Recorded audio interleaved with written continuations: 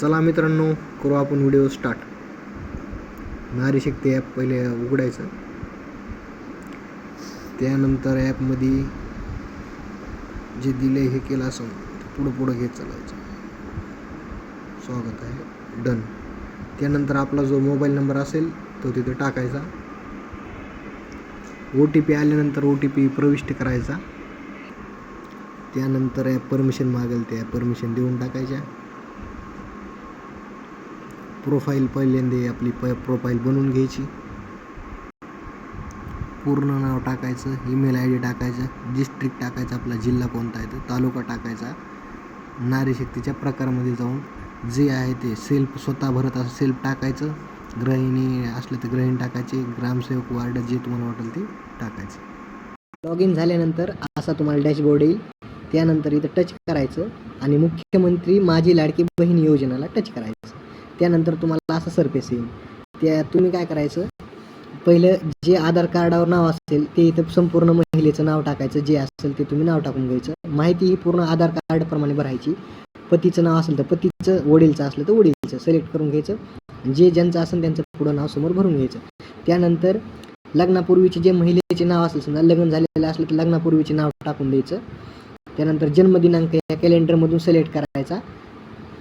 जन्मदिनांक सिलेक्ट केल्यानंतर म्हणजे योग्य आहे तो भरून घ्यायचा. आधी इयर भरायचं, त्यानंतर पुन्हा महिना भरायचा. इयर भरलं नाहीतर डायरेक्ट सुद्धा तुम्हाला डेट टाकता येते. इथं डेट टाकल्यानंतर काय करायचं, खाली स्क्रोल केल्यानंतर आपल्याला आधार कार्डाप्रमाणे जो पत्ता आहे आधार कार्डाच्या बॅक साईडने तो पत्ता टाकायचा. जे आपला जिल्हा निवडायचा, कोणता जो जिल्हा असेल तो जिल्हा निवडायचा.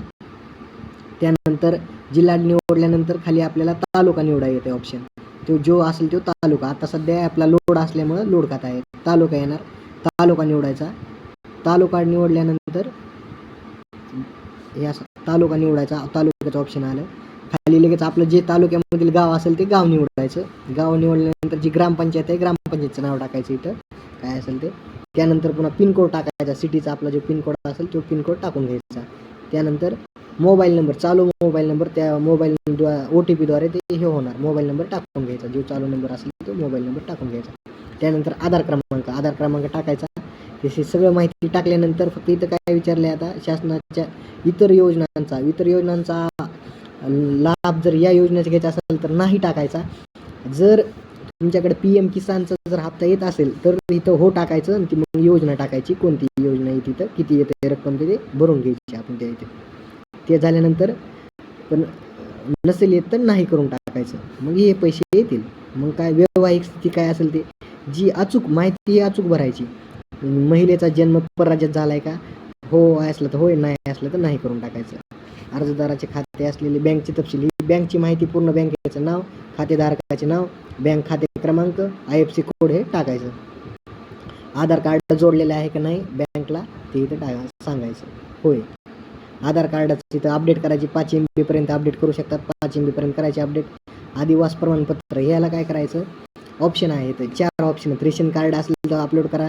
मतदान कार्ड, ओळखपत्र, फक्त हे दाखले 15 वर्षापूर्वीचे पाहिजे. तर जन्म प्रमाणपत्र असेल ते करायचं. शाळा सोडल्याचा दाखला, यापैकी कोणतंही एक असेल तर ते करून घ्यायचं आपल्या मोबाईलमधून. पुन्हा आदिवास त्यामध्ये पण 4 ऑप्शन आहेत.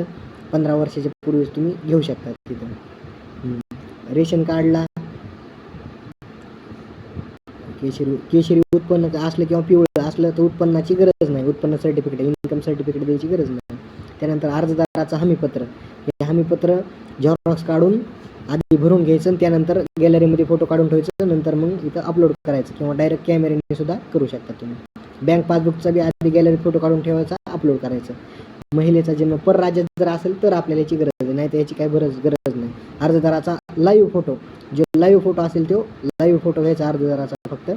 सगळं स्वीकार करायचा, वाचायचं नीट आधी आणि माहिती जतन करायची. झालं, अर्ज कंप्लीट होतो. माहिती ही अचूक भरायची, सगळी पूर्ण माहिती बघून घ्यायची आणि त्यानंतरच सबमिट करून टाकायचा.